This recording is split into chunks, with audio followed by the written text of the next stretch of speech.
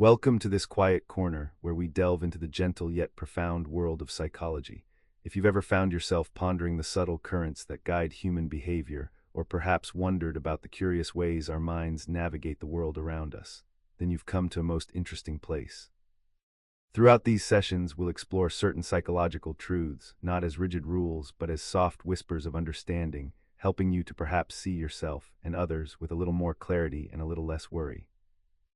Now imagine, if you will, a bustling marketplace. People are moving about, conversations intertwine, and amidst it all, something unexpected happens, a small mishap perhaps.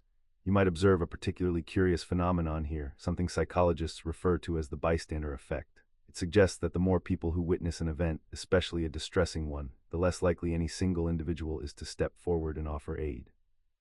It's almost as if the responsibility disperses among the crowd, each person subtly assuming someone else will surely act. You see, our minds in their intricate dance can sometimes lead us to believe that with many hands present, our own is not crucially needed. It's a very human tendency, one that doesn't speak to indifference but rather to a subtle shift in perceived personal obligation. Then there's the intriguing matter of how we perceive threat, especially from faces we know. Our instincts, honed over countless millennia, often nudge us to be wary of the unfamiliar, of the stranger. Yet what's truly fascinating is how some of the gravest dangers can, at times, arise from within our own circles, from those who appear on the surface to lead quite ordinary and respectable lives. Think of it this way: a calm demeanor doesn't always equate to a calm interior. Certain signs, subtle as they may be, can whisper of deeper currents, perhaps an impulsive spirit, a flash of undue anger, an echoing self-admiration that eclipses empathy, or even the lingering shadow of old grievances. It reminds us that appearances, while often reassuring, do not always tell the full story of what truly lies within someone's heart or mind. And what of the quiet necessity of sleep?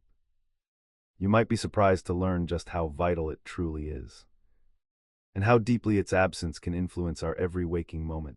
The research indeed paints a rather stark picture. A profound lack of restorative slumber can render us as cognitively impaired as if we were under the influence of strong drink. Our capacity for clear thought, for making sound judgments, for maintaining a steady hand, all can become quite dulled. It's as though the mind, without its regular nocturnal respite, accumulates a fog, a lingering dullness compounded by the release of stress hormones, which further cloud its delicate functions. What this means in simple terms is that our precious hours of rest are not merely a luxury, but rather a fundamental pillar of our well-being, influencing everything from our safety to our clarity of thought.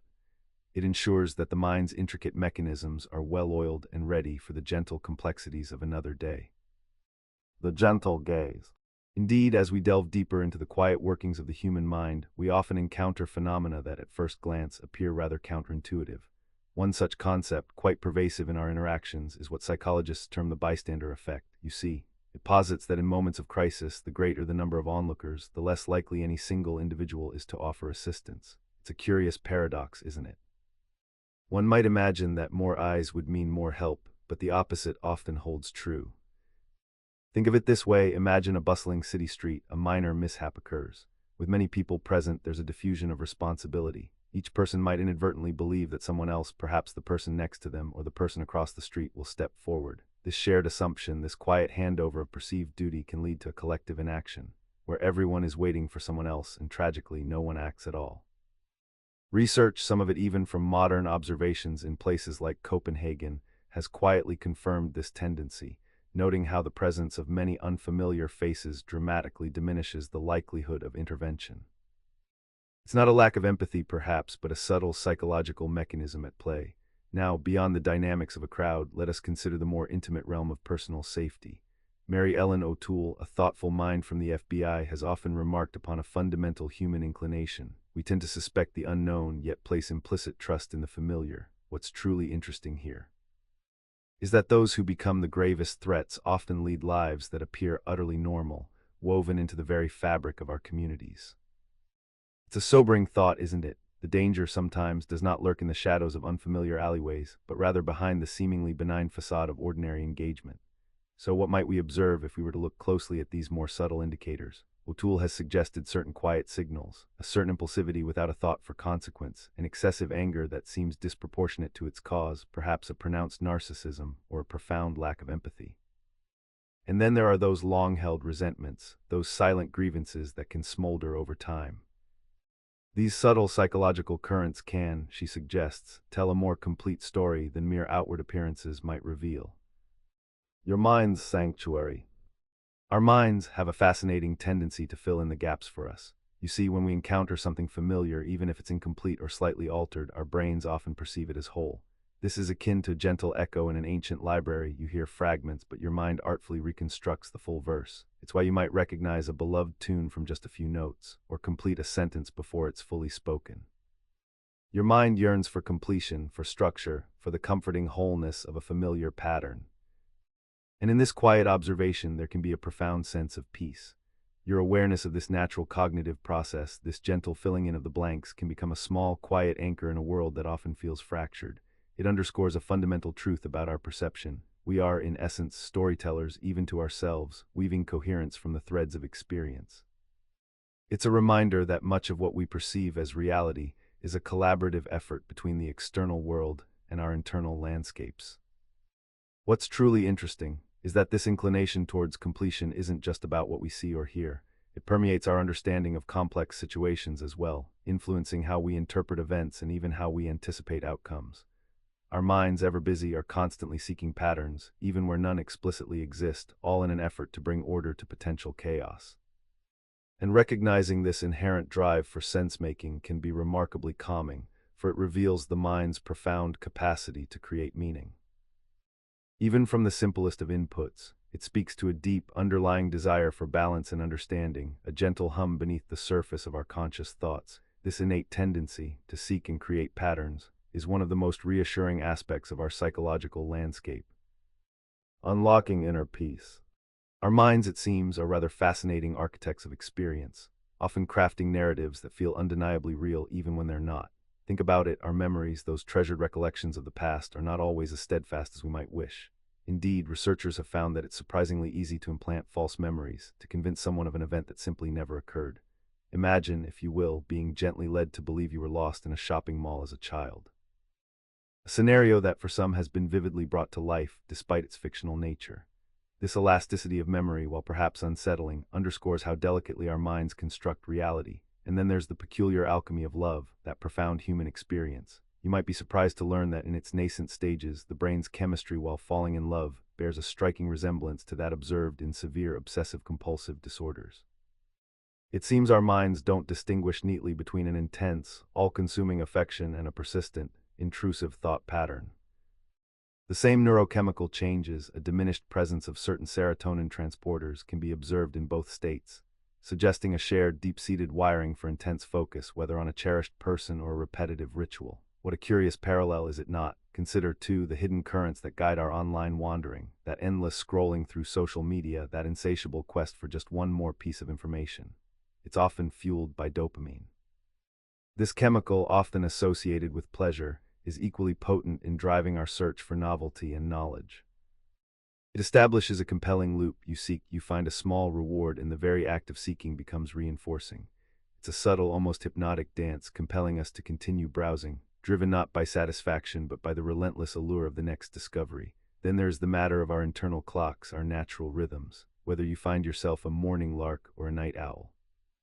This, it turns out, is not merely a matter of habit or preference, but often woven into the very fabric of our genes.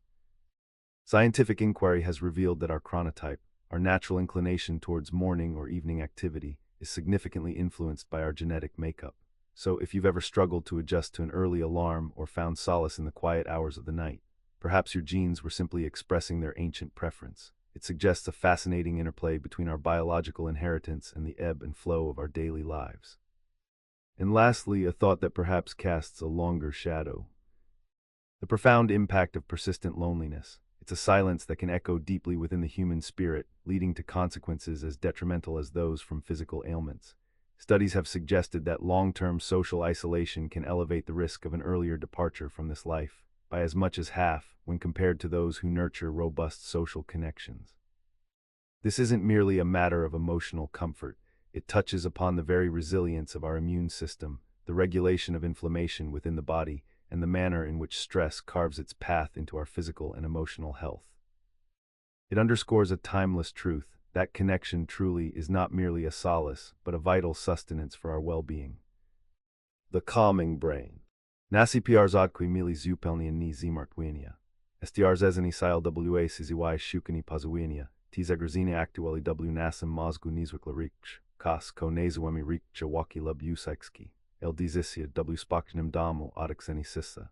Ten sam pirwatni mechanism maz actuak si no eso z blizagesum si termini zadania lub konex noskai pajisha waznid desizji. /and tutor w lasni psychologia ofruj nam deliketni swiatlo. Bizmi mogli lepie zir zumik t wiunitasni mechanismi. Wyabresmi sobi taki scenarius, silo migdaloit malinka structura w nasim mozgu dizilajak wiunitasni straznik. Kidi dostazes kas koas nazazagrazni not abstraxijni jak w spomnini termin. Shibko nimo bliskwixni wisela signal du padusgorza. Padusgors, tetakinas wiunitasni osrodik daudzinia katorzi kolayer chamia kali sherag rikji w nasim seal, onokaz nadnerksum, uwalniak adrenaline. Tisam adrenaline, katora kidis, dawalanam sil du usekski prz, drapisnikim. /and nagel surs prz ispisa, audit stage siplitsi, a cruz exina plinek shibca dumisni. I chalk jestasmi bezpikesni nasi wiunitasni straznasi. W sias rigujatak, jakbismi bili w oblixuars exwistigo nibis piksinstva. Kosiko, nas mozg patrafi spawalniak prz warzani inich informek gw tim momensi. Jack be scupial kala swoja energy na tim jednim, arzekimim zagrznu. /and nzc zasum, jesli ten stan podwis zone garoaskai tirwa zbite dilugo, moemio pr zuliklim strizi, taki dilugatrally stan. Zagzina nistidi odsiskak swoj pietno, wysuki sisniani krwi, problemizi sursum, tizalidi kilkezi sichich consequenci kator mogasai pajawik, jesli ni noximi si rospaznoak tich wiunitasnich signalo I ni zinadzimi spasabu, by nas wiunitasni straznik. Niko oddpuzzle, /and pomislsi tilko. Jak fasinujes gestu, zinas sila w sias podazaja za ulasidnimisis kami, rigujesimi null wawkr zakich, chok zijami w zupilni in nej epos. I 2w lasni nasa podras stage si jesks bardzie in trigujaka. W jaki spasab mazmi nawiazek dialogue z tim pradanim mechanismum, by odnalisk wiunitasni spakaj. Sleep sweet, Zion. The human brain, this intricate tapestry of thoughts and feelings, often finds itself navigating the whispers of anxiety, particularly those moments of panic. You might be wondering what truly happens when panic takes hold, and more importantly, how might one find calm amidst such a storm? Imagine, if you will, a sudden cascade of sensations, your heart quickening its rhythm, your palms growing damp, and breath becoming a hurried, shallow thing. These are the body's natural alarms, signaling perceived danger. For a long time, the prevailing wisdom suggested that we must fight these sensations, try to suppress them, to wrestle them into submission.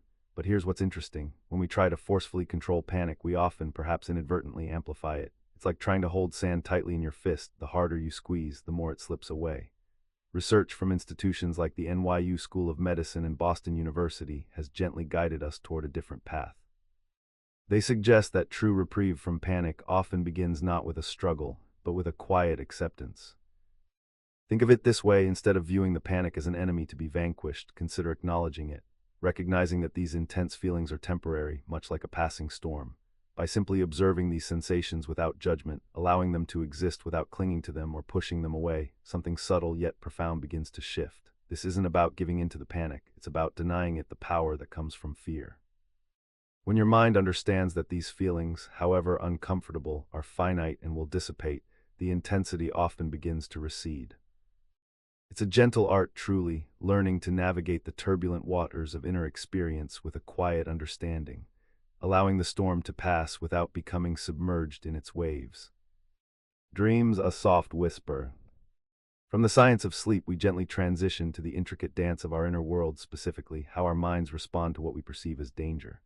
Now you might be wondering, what makes us truly feel safe or conversely terribly threatened? Our brains are constantly, often unconsciously, scanning for cues, for the subtle whispers of what might help or harm us. Indeed, it's a fascinating thought, isn't it, that sometimes our instincts might lead us astray. Consider this: when we hear of danger, our minds often conjure images of the unfamiliar, the stranger in the shadows. Yet some of the most profound psychological insights suggest that threats, particularly to our well-being, can often emerge from the most familiar of places. Those who pose a significant risk, you see, often lead lives that appear perfectly normal, They are sometimes respected within their communities, blending in seamlessly, which makes recognizing the true signals of potential harm all the more complex.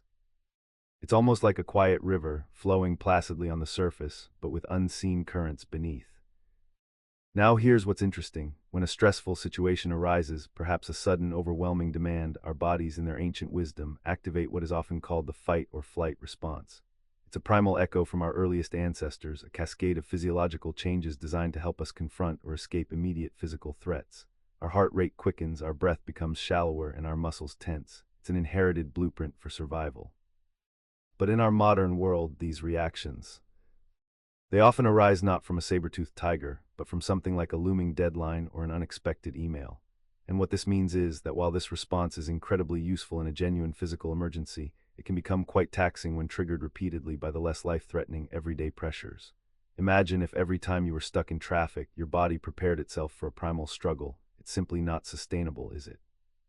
So understanding these deep-seated responses, these automatic reactions our minds create, is a gentle step towards finding a more harmonious balance within ourselves.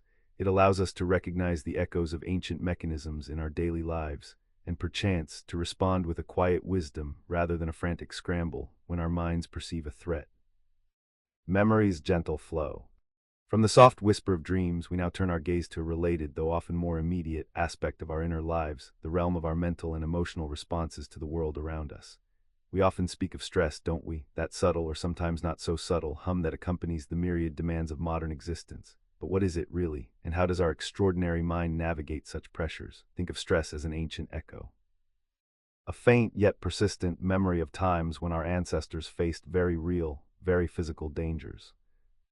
When a saber-toothed tiger lurked, the body would quite sensibly activate what we call the fight or flight response.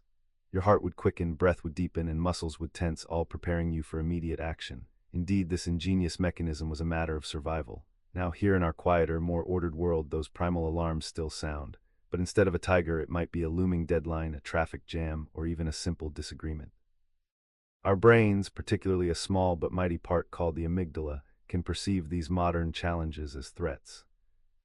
And so the fight or flight system activates, even when no true physical danger is present.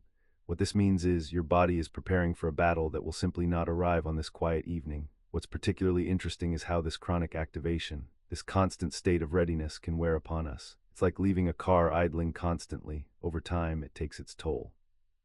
Extended periods of this stress response can contribute to changes in our physical well-being, influencing everything from our digestion to our sleep. It's a testament to the intricate connection between our thoughts and our physical form, a grand tapestry woven with both mind and body. Recognizing this interplay is in itself a profoundly calming revelation. It reminds us that many of the feelings we experience, the racing thoughts, the tension in our shoulders, are not necessarily signs of personal failing, but rather an ancient, inherited system responding to a very new world. And understanding this can often be the first gentle step towards a quieter, more peaceful state of being. The power of pause. Pamik jak arzeka, pliny piarzes nas zaisi, ke stalt jak nas postazegani swiata, zapisu jak w sobi zarona wilki ch while, jak it zupelni kodzin elko dizij side jidiwaita arzeka naptika nun niexequim pradi. Ko jesli nasa pamik zexina platek nam figel, turzek w spamniania, ke tor nigdi sinai widarzli, to w lasni zijowisko, false suich w spomnian. Stanowi jeden z bardzie in trigujesic zakamarka ludskie psychiki. Wyabresi sobi, z masi zostak piarzekanani o poplininu chigos, chigo nigdi ni uxanilisi. Biarziamai jack science fiction, lex badania psychologics ni pakazali, z tanitilko moslu, alizaskikujako latwi. Professoroi psychology z canadi piarzeprodzili experimenti, w.k. torich dorosli uxis nisi, padani odpoidnim technicum piarzeslachania, w. Siaguzalidwi kulku godzin. Uwerzilia piarzes nali sidu piarzestepstva, k. torich nigdi ni popnali.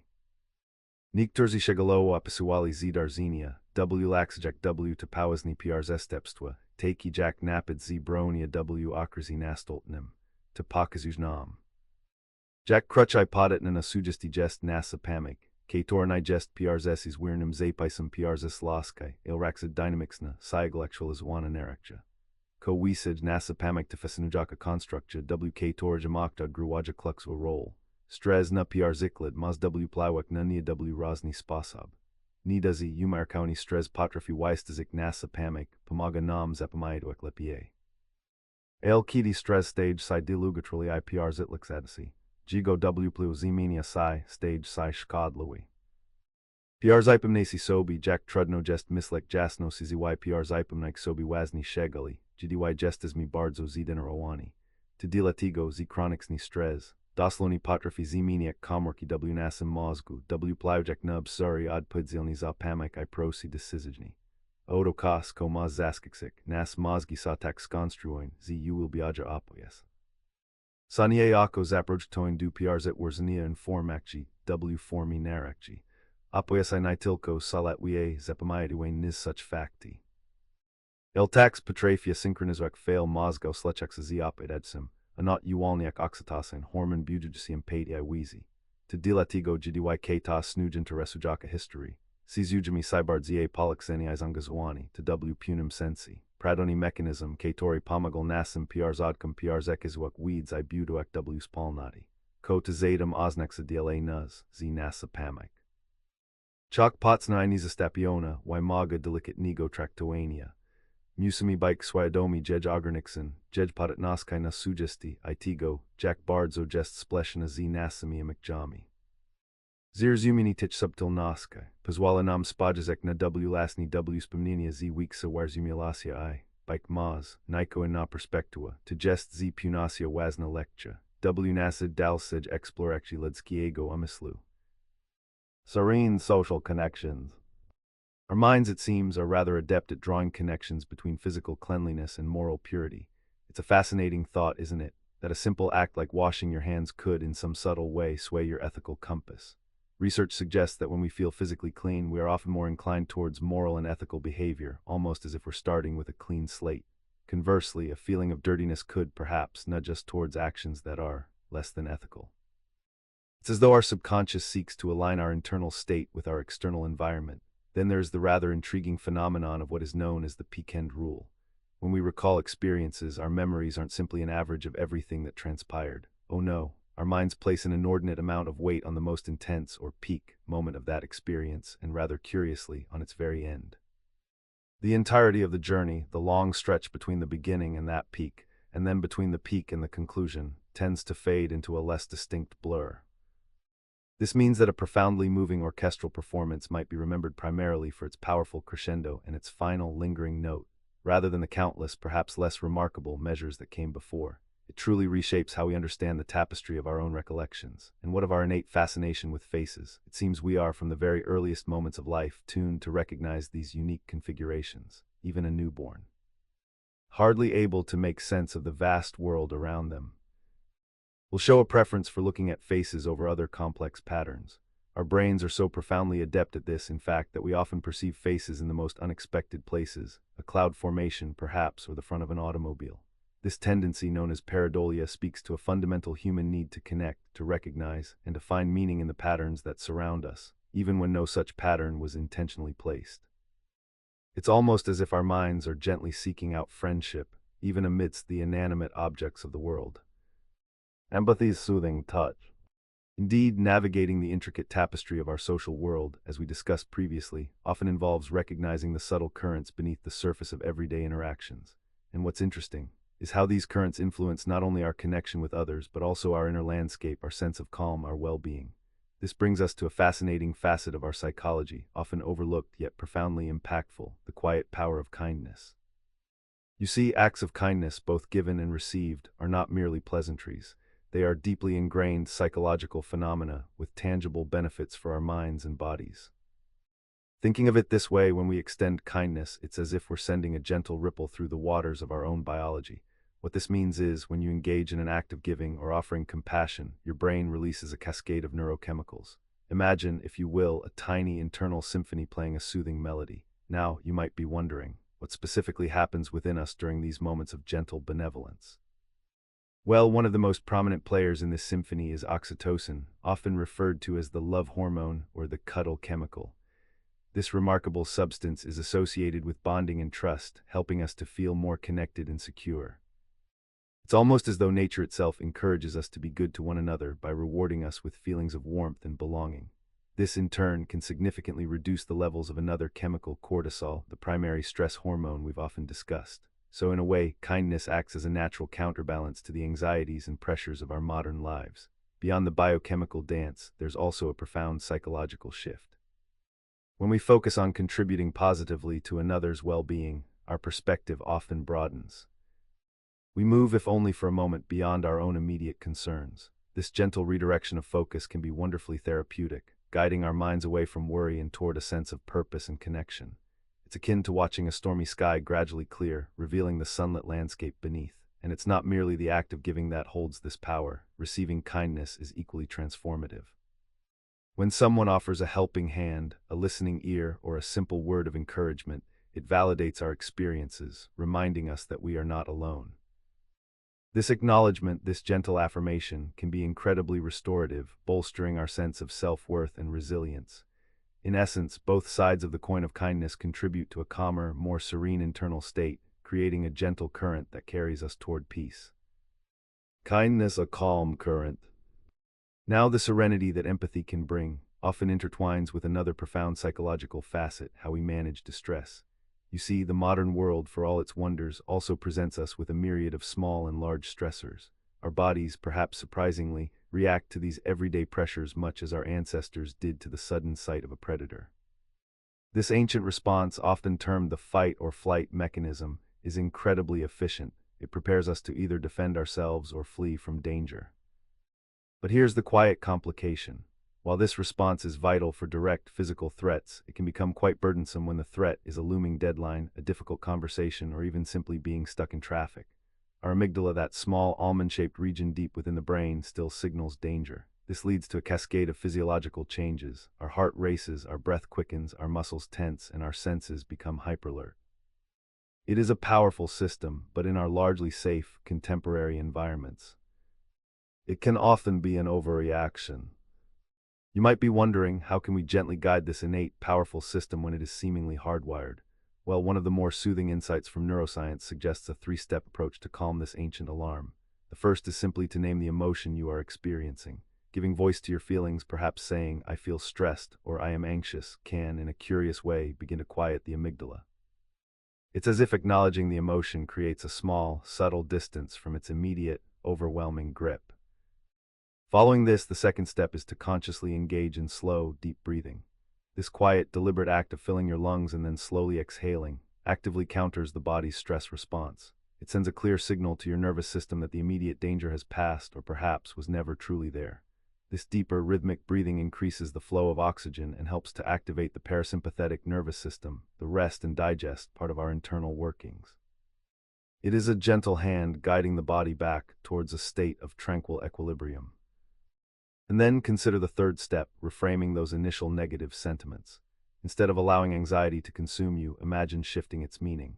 Could that feeling, that nervous energy, perhaps be framed as excitement or eager anticipation? This subtle recalibration of perspective can, quite remarkably, convince the amygdala that there is no true peril. It transforms the perceived threat into something far less daunting, perhaps even something invigorating. What this means is, we begin to regain a quiet semblance of control over our internal landscape, allowing us to navigate the gentle currents of life with a bit more grace and ease. Mindfulness of moments. The gentle current of kindness, though often unseen, shapes much of our interaction with the world. Yet, and here lies a subtle paradox, even in moments requiring kindness, our very presence can sometimes inadvertently hinder it. You see, there's a peculiar phenomenon known as the bystander effect. It suggests that when many eyes witness a crisis, a strange inertia can settle over the crowd, a collective hesitation. Each individual, perhaps instinctively, assumes someone else will step forward. It's as if responsibility, once shared among many, dilutes until it almost vanishes, a shared burden that paradoxically becomes no one's burden at all. Imagine a bustling street in a grand old city, a sudden disturbance, a plea for help. In earlier times, perhaps, a lone figure might have been quick to respond. But now, amidst a throng of onlookers, each person glances, assesses, and then perhaps allows their gaze to drift, comforted by the thought that surely someone else is better suited, more capable, or simply more obliged to act. What's fascinating is that this isn't a sign of callousness, but rather a subtle psychological dance, a diffusion of direct responsibility. Indeed, a study conducted in Copenhagen in 2019, meticulously analyzing CCTV footage of various incidents, offered a quiet confirmation of this very human tendency. Observers noted that the more unknown faces were present during a moment of crisis, the less likely any single individual was to intervene. It suggests a certain anonymity in numbers, a silent agreement that active participation is not solely theirs. This phenomenon, this subtle whisper of collective inaction, doesn't diminish the human capacity for compassion, but rather highlights the intricate ways our minds navigate social situations. What this means is that, cut through this psychological haze, clarity can be remarkably potent. Think of it this way: instead of a general cry for help, a direct address, "You in the blue coat, please call for assistance," this simple act, this pinpointing of a singular soul and assigning them a clear task, can elegantly bypass the bystander effect entirely. It transforms a scattered, collective responsibility into a focused, individual one. It's a gentle nudge, a quiet redirection of the societal current. Finding inner calm. Widedsi panoni w tim spoknim zakakunas zigo arkuum weedzi. Dizis zanerzimi si w kas, komaglobi widewek si odol golad nasich w chesniasich rozwazen. Amayanosi w psychologicsni aspekti paniki. Bike maz widage cytonico sprz ni nasim selim relaxu, jednek zir zumini tich mechanismo maz przinius nizwikli spakad, w oblixu nispedzunich wizwin. Tujak zimopodonich niznanich lado, poznjekik kashtalti przestij misayik bak, zaksnami od paniki, adak paniki. Tanigest jedni silni lek. To doswigseni, WK torum silo iamisal zidaja si dizilek nizels niad nasij woli przispisone bisi circa, nadmern postni si trudnoski w adachenu itini kontrolawain misli k tor wuruja w glowy. Mazmi sizuk jakbismi trasli grunt podnagami. I kojest siko pirus ko ziriguli robami to probijmi ten chaos opanoic estilumik tiamoksh. Paustazimek to w scheistko. Jednak Jack Odkrili Badania Prowadzone Meadzi Inami PRZs, NYU School of Medicine I Boston University, W Lasny to Tradisini Podsi. Maz Nasalek Lek, imagine, if you will, Z Probujes Zadazimek W Zber Zona Arzik, Bujajek Mer W Samim Escutrod Kunurtu. Zamias Spawalnik, Woda Jedini Uters a WPRZ Code Z Week Cecila. Badexis alwaysily, Z Acceptek Jamakji, Uznani Ataku Panikis Azija Wisko Timxiso, K Tor Mini. Anaiza ostex na catastrophe, proudzi du zinaxni nis zigo posiamuleku. Tujak pizwalik arzis plinek weedzek zw kankusama siaspakoi, zamiast walksik, po prostu pozwolemi temu zaistnek, to bardzo subtelna, ale nizrikal potsna zimiana perspektui. To spostazezani jest wazni, ponyo zadrakanasa uaj od waki z wunitas nim doswixenim. Kulegidni acid bardzie acceptud postewi. Nichadzio tu by lubik tinipazajamni disnania, lexo tu by niposwekek I am kalj nasaj energia tilko po tu by gst lumik. Zamias tigo mosmiji po prostu obzeroak jack pr zepluetis obloki na nibi. Oxuisi to wymaga praktiki I nigest latwi. El sama swyadamask tigo mechanismu maz bike pyrasim krokim, w kiranku week zigo spakaju. Zirzumini ziproba stilumania paniki tilko ya w zimaknia, to just punigo radzaju yulnini. Terras przenismi nas mislio krok dalej, quin nemu roni wasnemu aspectoinas zigo debrigo sempixutia questia semetnoska, to kos ko w dizisiasem swisi pelnum sifroch polexen paradoxalni zidage sinerstek. I tu pajawi sinaprod zaskakutsi fact psychologicsni, dilugatruala sametnosk. Just roni shkodlu dla na zigo zidrauja, ko palni titoniu. Tu nigest tilko questia pixutia smutku siziwai izalakji, chok I to jest wazni. Nokausi na prziklet zink com w skazuja, z sametnosk zwik saprotopodobienstvo przeduksis nich smirsa oakalo pikzisiet prosent. W pornenu z osobami k toredizimuja zidrau wizi spalksni.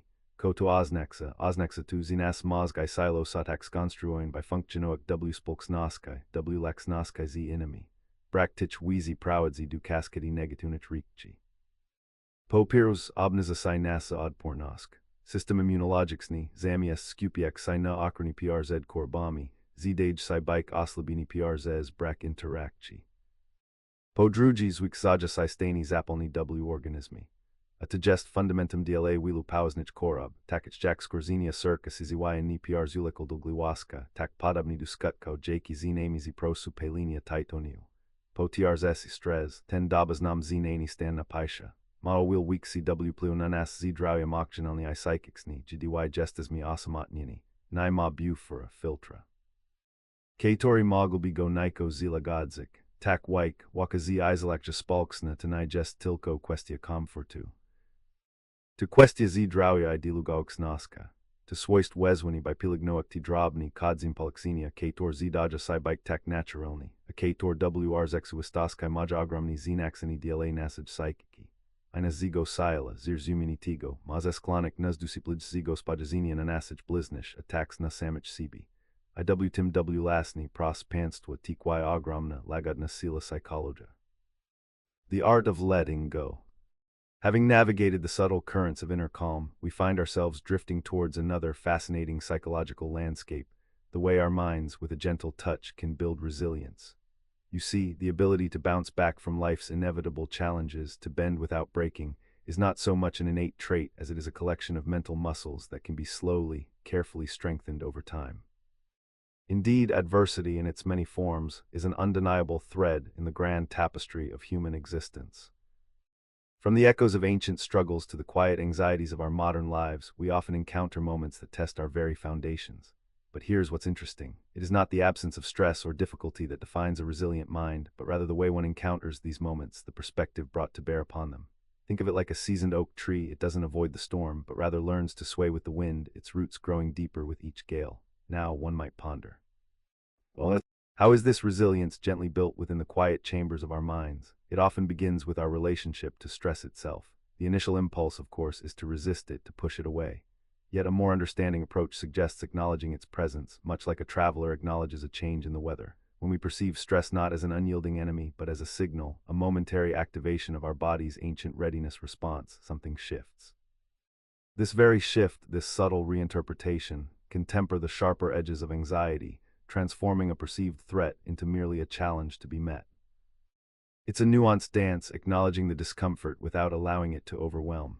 And what this means is, we begin to cultivate a quiet strength, a gentle fortitude, that allows us to approach difficulties not with trepidation, but with a deeper, more settled sense of understanding. Resilience gently built. Let us continue our quiet journey, reflecting on the subtleties of the human mind. Last time we considered the art of letting go, the gentle release of what no longer serves us. Now we shall turn our gaze to a related yet profoundly distinct subject, the delicate dance of stress and anxiety, and how we may find solace even amidst its currents. You see, stress is often misunderstood, perhaps even maligned. It is not always the enemy, but rather an echo of our ancient past, a biological symphony orchestrated to ensure our survival. Imagine, if you will, our distant ancestors pausing their foraging as a shadow passes overhead or a twig snaps in the undergrowth. Their bodies would instantly prepare, heart quickening, breath deepening, muscles tensing. This is the fabled fight or flight response, a marvel of evolution designed to ready us for immediate action. And in those moments it served them well. It allowed them to either confront the danger or to flee with swiftness and strength. Now here in our modern age, the saber-toothed tigers are largely gone. Yet this intricate system remains, ready to respond not just to physical threats but to the more abstract shadows of our lives, a looming deadline, a difficult conversation, or even the incessant hum of constant connectivity. Our amygdala, that tiny almond-shaped sentinel in the brain, still signals to the hypothalamus, the command center, declaring danger, even when the threat is merely perceived. What this means is, when you feel your heart quicken before a presentation, or your muscles tense during a traffic jam, that is your ancient defense system activating. It is releasing adrenaline, rousing your body to a state of heightened alert. It is quite remarkable, isn't it? This primal response unfolding within us even now, a whisper from the past. But here is where the challenge arises. Our bodies are perhaps a little too good at this.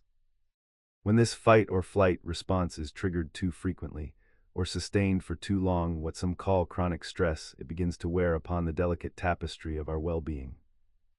It can affect our physical health, our emotional landscape, and even our capacity for clear thought.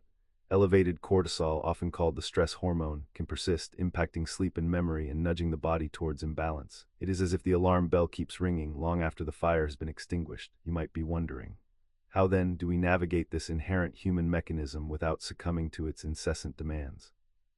The wisdom lies not in eradicating stress entirely, for it is a part of our design, but in understanding it. In learning to gently guide our bodies back to a state of calm when the perceived danger has passed. It is about finding that soft equilibrium, that quiet harbor amidst life's inevitable storms. Happiness softly found. The human mind, in its extraordinary complexity, possesses a remarkable ability to adapt and recover from adversity, a quality we often refer to as resilience. This isn't merely about bouncing back, you see, but perhaps more profoundly about growing through what one goes through. Think of it as a tree swaying in a mighty storm. It bends, it might lose a few leaves or branches, yet its roots hold firm, and when the tempest passes, it stands taller, perhaps even stronger, having weathered the gale. How this resilience isn't some inherent unchangeable trait, a gift bestowed upon a lucky few. No, rather it is gently built, a faculty cultivated over time, much like the slow, steady growth of a mountain. It springs not from an absence of struggle, but from the mindful navigation through life's inevitable challenges. You might be wondering, how does one foster such a deep-seated strength? It often begins with our own internal narrative, the stories we tell ourselves about our experiences. Are we the victim of circumstances or the quiet protagonist adapting to the plot twists? Both perspectives paint the same event in very different hues indeed. Consider the power of acceptance, not resignation, mind you, but a calm acknowledgement of what is rather than what one wishes it to be. When faced with a difficult situation, our initial instinct may be to resist, to fight against the current. Yet, like a skilled sailor, sometimes the wisest course is to adjust the sails. To work with the wind rather than against it.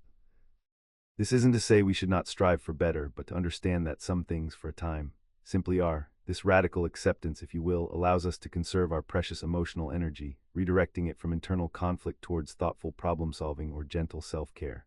Another subtle yet potent facet of resilience lies in our connections with others. We are, after all, social beings, woven into a grand tapestry of relationships. Sharing our burdens, receiving a kind word, or even simply being in the quiet company of a trusted friend. These acts can provide an immense buffer against life's harsher realities.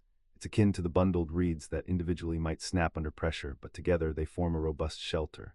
This communal strength, this quiet understanding between souls, it is a cornerstone of our ability to endure. It reminds us that we are not adrift upon a solitary sea, but part of a larger fleet, sailing through known and unknown waters alike. And what of the mind's ability to reframe? To find a speck of light even in the densest shadows. This is not about denying hardships, but about seeking perspective.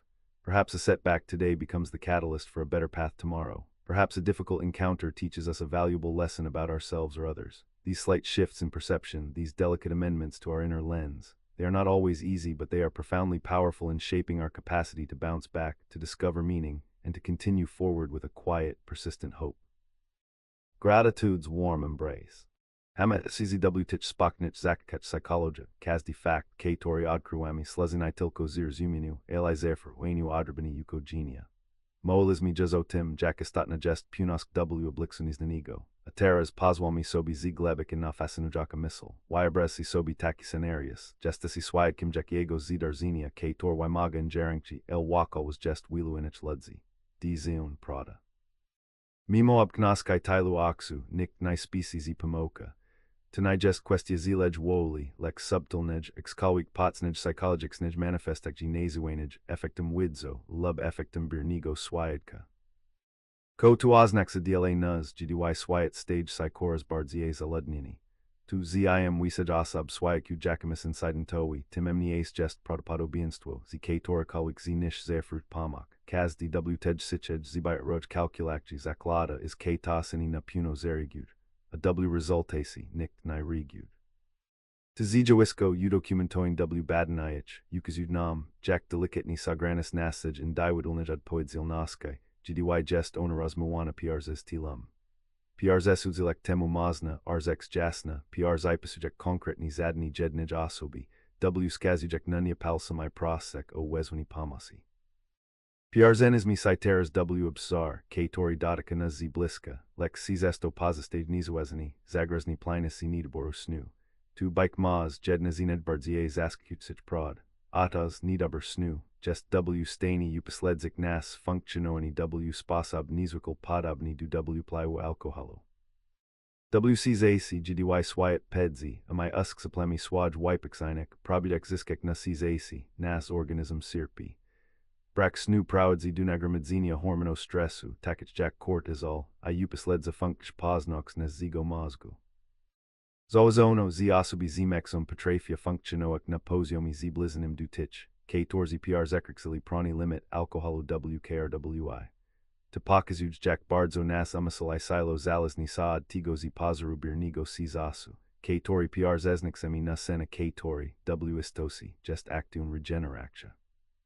Tenai jest luxus, lex fundamental napatazeba, K tor gleboko W plywa nunasa jasnosk mislini z dalnosk duradzenia sobi z kadzinimi wiswaniami. Aodo koljna missile. Intrigujaka, ponuas dotica nuz WC zasach, GDY cifri swyat neastini nuz posiaga. Siziwy zastanoelisi psychedes, dilexigo PRs eugeni medio spalksnasoj, bioattack usals nijes. Atas, adpodzelnazata jest dopamina nerpzekisnik, K tori, chak sizesto kadrzanizi PRs I gymnasia, maroni silni zwyzek zisikawasi I pasukunim informakji. Kidi PRs eglademi treskai, dopamina actu W nasim mozgu pedal pasukawania nagradi. Oznaxatu znikingse si PRs eugeni stage si pasukunim koldnij malaj nagradi, drobnij informakji, abrazu, siziwy krot kiego filmiku. Tisaigal pasukuni, sizesto bez pelnij satisfakji dopati depoki kosnai PR zuri tigo siklu. Tizijoisko, opisane chok BW Psychology Today, pokazuj zinas mozg traktuj ti cifra padros jako niestan odkruani. Jestes mi zaprogramowani na sikwaskaj pasukuni noaska. A algoritmi doskanale to wykorzystuja. Understanding quiet desires.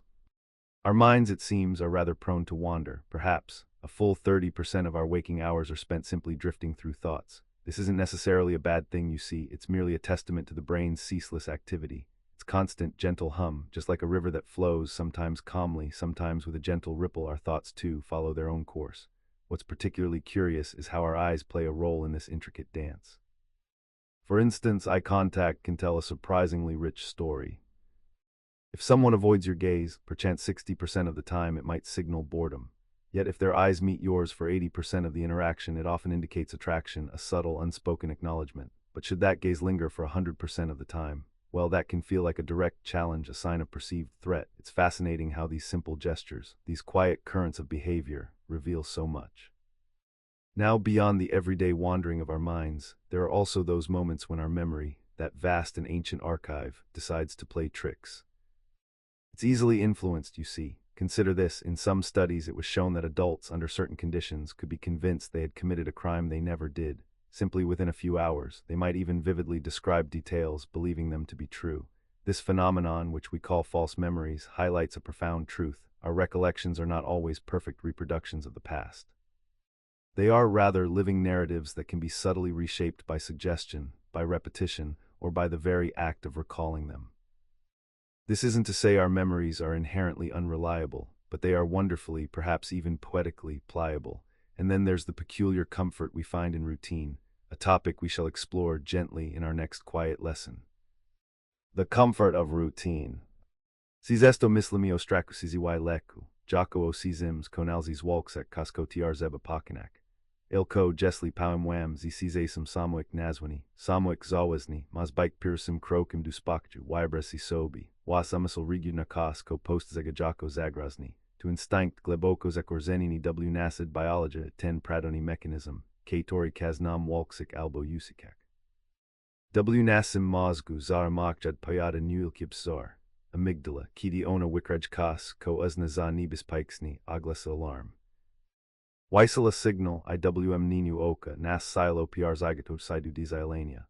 Sursexina bik shibca adich PR zispisa misni napanajasai. To just 10 moment kidi sizujami wunid as ninipkad. To just 10 moment kidi stres beers gore. El tu pajawisai puna subtelna lex potsna missile. GDY doswig samitigo wunid as nigo porcinia.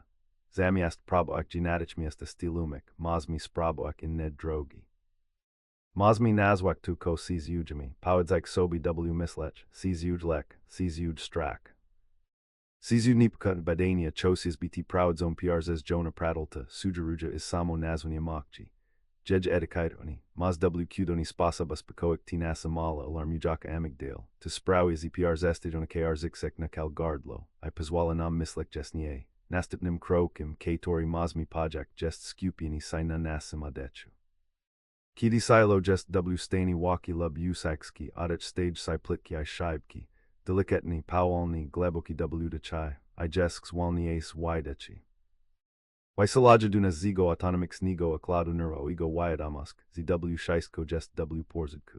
To jack bisminesiskali hamulek w nasim wunitisnim samachadzi. Zwik semidoplu tilenu, I actujmi tak zwana rik persimptixna, kator jest prs winstum rik g stressuid. Ona moi nasim usailu wysis sai jests bezpixni, ina konek, mosmi spraboek ziminik narik g wakal tejamagji. Zamiest widzik lek jako roga, mosnego przek stalsik. Zamiast leku prz examinum, mosna poksuk trosk o winik. Oxykuni no wizwini, to w kal ni osnexa uduania zi problem ziniknal. To raxa delicatni przeknini nasad amygdali zi tu konadchadzi nigest zagersnim lexina forma energia.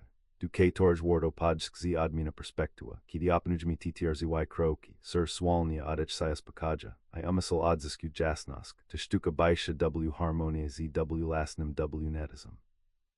Shtuka kator pazwala zinalisk spakaj not w oblixu burzi, to jack tanik z nasimi amikjami, anai waka. Habits for harmony. Now you might be wondering, what happens when the very mechanism meant to protect us, stress itself, becomes a burden? Our bodies are, after all, remarkable machines equipped with this ancient primal response, the fight or flight mechanism, designed to help us confront immediate danger or escape it. Yet in our modern world, where saber-toothed tigers are scarce, this same system can be triggered by a crowded commute, a challenging email, or simply the relentless hum of daily life. What's interesting is how our minds perceive these threats. The amygdala, that tiny almond-shaped part of our brain responsible for processing emotions, acts as a vigilant sentinel. When it senses danger, real or imagined, it dispatches an urgent signal to the hypothalamus. Think of the hypothalamus as the command center, orchestrating the body's entire stress response through the autonomic nervous system. This system has two primary branches, like the accelerator and the brake in a motor car. The sympathetic nervous system is the accelerator, revving us into action. It floods our bloodstream with adrenaline, causing our heart to race, our breath to quicken, and our muscles to tense. Our senses sharpen, and our body mobilizes stored energy, preparing us to either stand our ground or flee. This process unfolds so swiftly, you see, that our bodies react even before our conscious minds have fully grasped what is happening. It is a testament to the efficient, if sometimes overzealous, wiring of our ancient selves. But here's where the delicate balance often falters. This cascade of hormones, meant for short bursts of intense activity, can become a chronic state. When the stress response is repeatedly activated, day after day, it begins to take a toll. It contributes to a host of physical ailments, from high blood pressure and arterial damage to changes in brain chemistry that can foster anxiety and depression. It's as if that bouncer at the exclusive club, instead of merely checking your ID and sending you on your way, holds you in a perpetual state of alert, year after year. The wisdom perhaps lies in understanding that while we cannot always eliminate the stressors from our lives, we can certainly learn to navigate this internal landscape with greater calm.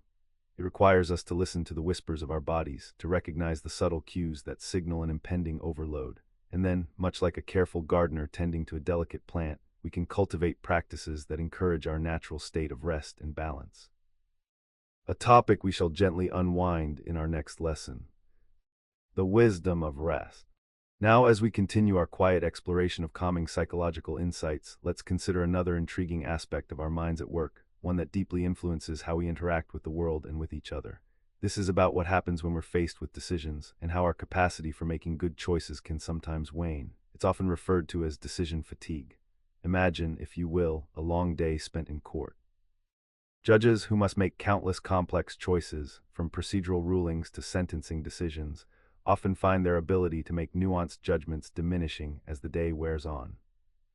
Studies have shown, for instance, that parole recommendations tend to be more lenient early in the morning and then again after a meal break, but they become harsher as time passes without pause.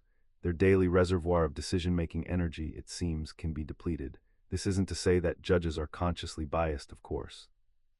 Rather, it suggests a subtle yet powerful psychological phenomenon. When we make many choices, especially difficult ones, our mental energy for making further good choices can get exhausted. What this means is, when we are mentally fatigued, we tend to lean on simpler, less effortful options. We might become impulsive, neglect thorough analysis, or perhaps even avoid making decisions altogether. This principle extends far beyond the courtroom, you see. Perhaps you've noticed it in your own life. After a day filled with tasks and choices at work, deciding what to have for dinner or what to watch on television can feel surprisingly draining. This is why some highly successful individuals, like the late Steve Jobs, were known to simplify their lives down to the smallest details, wearing the same clothes every day, for instance. It wasn't about fashion, but about conserving that precious mental energy for the truly significant decisions they faced. They understood, perhaps intuitively, the subtle tax that every choice places upon our minds. It reminds one of a well, its waters deep and refreshing. Each bucket drawn for a task, large or small, diminishes the overall supply. If we draw too many too quickly, the well can run dry, leaving us with a parched sensibility when we most need clarity. Understanding decision fatigue isn't about fearing choices, but about respecting the delicate machinery of our minds. It's about recognizing that our capacity for discernment has limits, and learning, perhaps, to pace ourselves, to rest, and to wisely choose when and where to expend our most valuable mental reserves. A peaceful perspective. Our inner landscapes, our thoughts and feelings, they are indeed vast, just like an ancient library with countless scrolls and tomes. And among these, some of the most fascinating are those subtle psychological facts that, when understood, can bring a surprising sense of calm and perspective. Take, for instance, the curious phenomenon of dopamine. We often hear its name associated with pleasure, that fleeting spark of joy. Yet this chemical messenger, this tiny architect of our inner world, also fuels our endless search for information. Think of it as the engine behind our curiosity. You see, when we endlessly scroll through digital streams, a little part of our brain is activated, whispering, "What's next?" creating a subtle, almost unnoticeable loop of seeking, not necessarily finding deep satisfaction, but always wanting just a little more.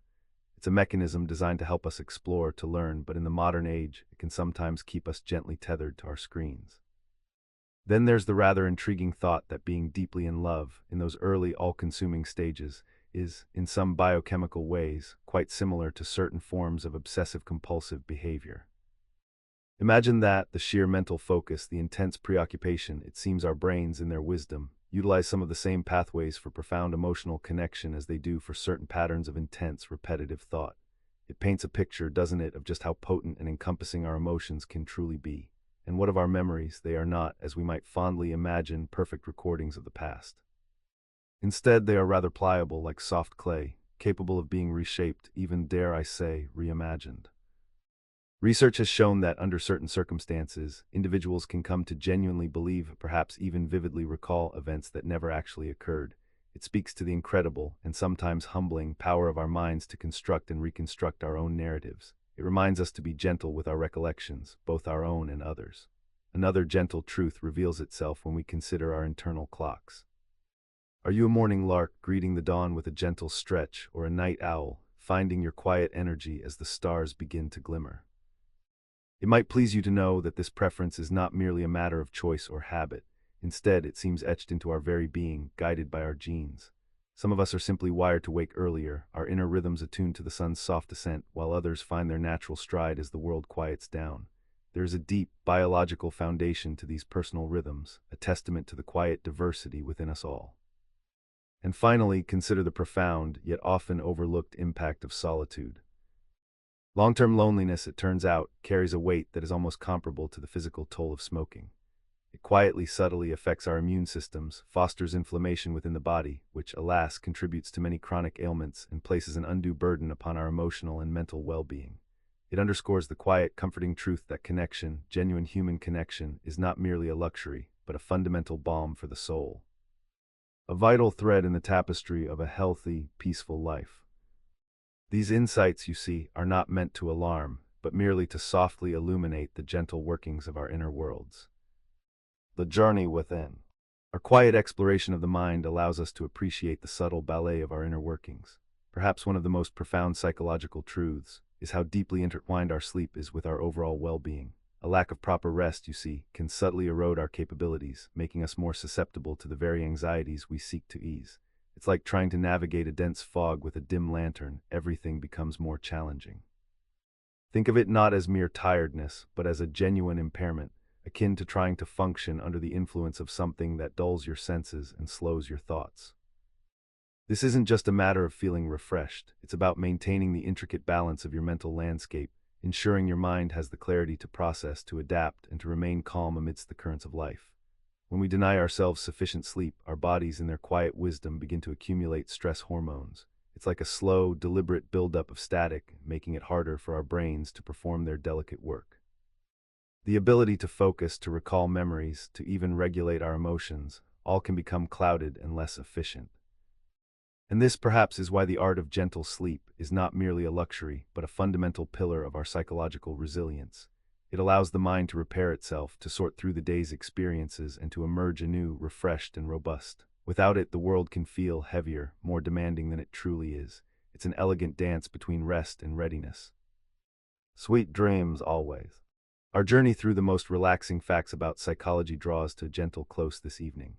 We've wandered through the quiet corridors of the human mind, observing its intricate workings, from the subtle dance of dopamine that keeps us endlessly scrolling, to the profound, almost poetic connection between love and obsession. We've seen how our memories, far from being static archives, are fluid, ever-changing tapestries, woven with threads we sometimes unknowingly redye. And how even the rhythm of our sleep, whether we rise with the sun or under the moon, is deeply etched into our very being, long before we even begin to understand it. Perhaps you've reflected on the gentle wisdom that our brains, those intricate engines of thought, can be so easily persuaded, so readily convinced of things that never were, or the quiet, almost melancholic truth that sustained loneliness can indeed cast as long and dark a shadow upon our health as something as tangible as smoke. Each of these observations, these gentle whispers from the archives of human understanding, reminds us of the profound complexity and the remarkable resilience of the human spirit. They are not grand pronouncements, but rather soft echoes, inviting contemplation, inviting a deeper, more peaceful understanding of ourselves and our place within this vast, shared human experience. And as we conclude, I hope these quiet revelations have offered not just knowledge, but a sense of profound calm. A reassurance that within the grand tapestry of life, there are such intricate, fascinating patterns to behold, yet no need to rush, no need to worry. If you found a moment of peace, a whisper of understanding in these lessons, I would be deeply grateful if you considered subscribing to the channel and perhaps offering a gentle thumbs up to this video. It truly helps these quiet lessons find their way to others who might also need a moment of tranquility. Do browse through the other narratives in this series. Perhaps a quiet story about commerce or the slow, steady rise of empires might beckon you another evening. Thank you for joining me, for settling in, and for sharing this twilight journey. Sweet dreams.